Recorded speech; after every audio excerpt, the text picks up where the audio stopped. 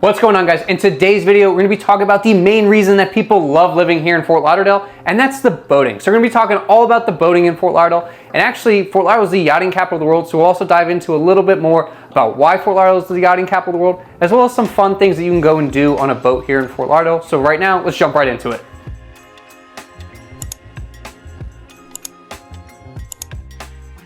So for starters, let's talk about why Fort Lauderdale is the yachting capital of the world.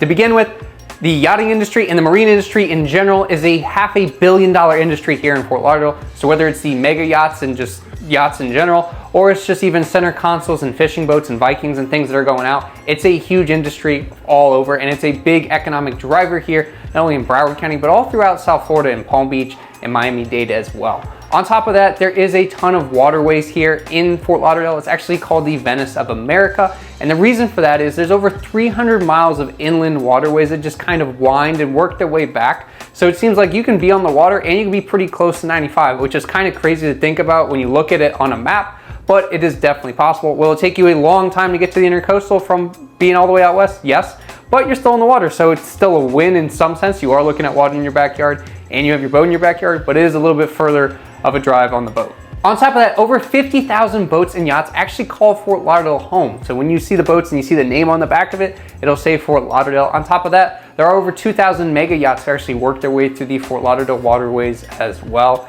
And to top that off, Fort Lauderdale is actually home to the largest in-water boat show in the entire United States, which is really cool. So they do have an in-water portion of it that's outside, and they also have an indoors portion as well that's usually held at the convention center. I know that's all fun and stuff, and that's why Fort Lauderdale is the yachting capital of the world, but you guys came here because you want to know about the boating in Fort Lauderdale. So let's kind of talk about what the boating's like, as well as the different ambiance and things that people kind of go and explore. So for starters, there are three main inlets. You do have Holliver down in Miami, you have the Port Everglades in Fort Lauderdale, and you do have Lighthouse Point Inlet in Lighthouse Point, and then you can go a little bit more north and get into the Boca Inlet. And they're all within about an hour's travel time by boat, so they are pretty close to each other, which is really nice. And on top of that, you have a lot of different things to do in between as well. So one of the things that people do like to do, there's a little sandbar that's just north of Las Olas Bridge that everyone likes to go and hang out at. On top of that, just going and exploring. You can go up the New River, you can just go up and down the intercoastal, you can go out in the ocean. So it gives a lot of different activities and things to do. In Port Everglades and Holliver, you won't see as many people kind of just tied up right there or anchored off. While in Lighthouse Point, there's like a little bay right before you go out, and there's a lot of people that go and hang out there. Yes, I know it's not Fort Lauderdale, but it's close enough that people can still go and do that. Speaking of going out, fishing is definitely a huge thing that people do. Honestly, I'm not a big fisherman myself, but there are plenty of friends that I have that go out. You gotta go out early in the morning, go a couple miles offshore, and you can pretty much catch anything. My brother actually caught a couple mahi offshore as well, right at a Lighthouse Point, so that's a lot of fun.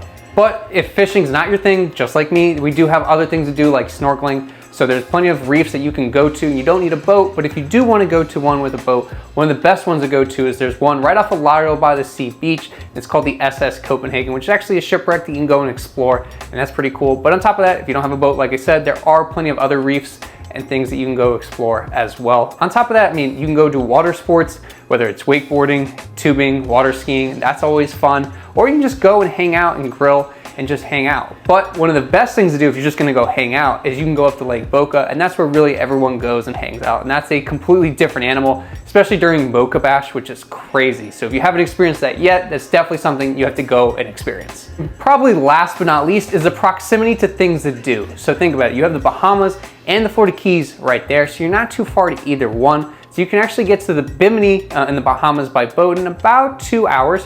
And then if you want to go down to the Keys, get down to Key Largo, which is the first key, you're probably looking at about anywhere between 3 to 4 hours, depending on the weather and how fast you go, or whether you stay on the inside or you go out on the ocean side.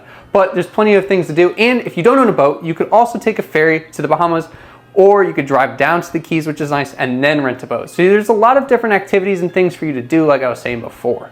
On top of that, if you don't own a boat, there's plenty of places that you can go and charter a boat or charter a fishing boat as well, if that's what you want to go and do. Or you can even just go rent a boat or a jet ski, or maybe just a kayak or paddleboard for the day, just to be out in the water and experience the Fort Lauderdale lifestyle. So that's a lot of fun. Or if you're a little bit more romantic or you're looking for a good date idea, there are gondola rides kind of near downtown Fort Lauderdale where you can have dinner or lunch and sushi on a gondola going through the New River. So that's a lot of fun, and it's definitely something different and make you kind of stand out as well.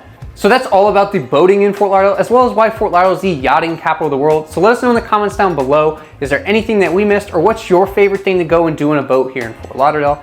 And if you are looking to buy or sell anywhere in Fort Lauderdale or South Florida in general, we'd love to be your real estate resource of choice. You can email me, joe@theveragroup.com, or you can call or text me, 954-830-1126. We'll see you in the next video.